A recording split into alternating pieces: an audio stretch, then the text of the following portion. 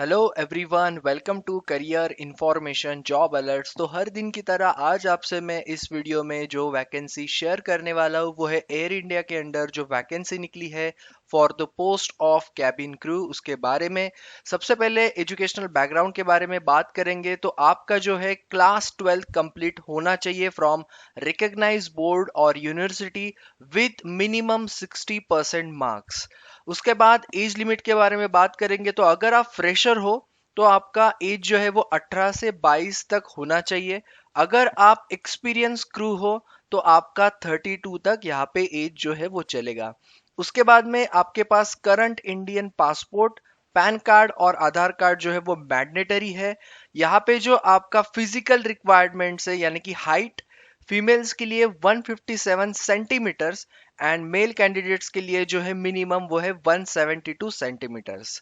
Okay, ये भी mandatory है। और वेट जो है आपका, आपके जो हाइट है उसके प्रोपोर्शन में होना चाहिए। बीएमआई बॉडी मास इंडेक्स का भी यहाँ पे रेंज दिया है। फीमेल के लिए 18 से 22 है और मेल कैंडिडेट्स के लिए 18 से 25 आपका जो है बीएमआई उसके रेंज के अंदर होना चाहिए।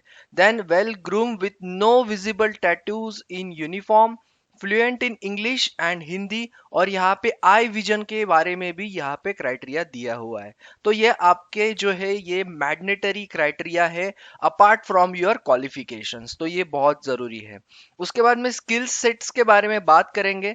सो वार्म, केयरिंग एंड एम्पैथेटिक आपका जो है एट्रीब्यूट्स होना चाहिए। Represent Air India in a professional manner, maintain knowledge of service procedure and company policies, maintain up to date knowledge of current safety and security requirements, remain medically fit following rest regulation to comply with the flying duties, and last one, comply with all DGCA regulations। जो भी DGCA के regulations है वो सारे आपको पता होने चाहिए।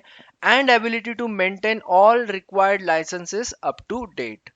ओके तो ये आपके स्किल्स एंड एट्रीब्यूट्स यहाँ पे जरूरी है। Then on the day attire should be western formals and आपको जो है आपका updated resume day of interview के टाइम पे लेके जाना है। खैर आपको रिज्यूम जो है वो अभी फॉर्म फिलअप करते टाइम भी लगेगा। एक्सपीरियंस कैंडिडेट्स जो भी होंगे are requested to kindly carry a copy of their ACP cards. अगर आपका एक्सपीरियंस है तो आपको आपका एसीपी कार्ड जो है वो लेके जाना है। उसके बाद में बात करेंगे यहाँ पे आपकी ड्यूटीज की। So what are the duties you required to do. First, check safety equipment for availability and functionality. Then, managing emergency situation as performing first aid and emergency evacuation in flight service duties. Conducting in-flight sales and services. Ensure orderly आपका जो भी guest होगा for landing. उसके बाद में making announcements and responding to the guest queries during the flight, ensuring that aircraft cabin and toilets are clean and replenished during flights। तो ये कुछ की यहाँ पे रिस्पॉन्सिबिलिटीज है। और pre boarding task such as checks on the availability of required food, beverage as well as in flight amenity items. Okay तो ये सारी कुछ रिस्पॉन्सिबिलिटी है। उसके बाद आपको जो है एडमिनिस्ट्रेटिव ड्यूटीज भी यहाँ पे कुछ रहेगी।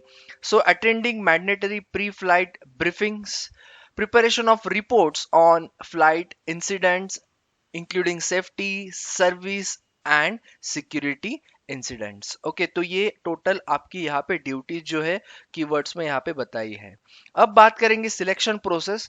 तो यहाँ पे एज सच आपका सिर्फ इंटरव्यू होगा बाद में, लेकिन उसके लिए आपको शॉर्टलिस्ट होना जरूरी है। तो जब भी आप शॉर्टलिस्ट हो जाओगे you will receive an email from the for the selection process for the further process.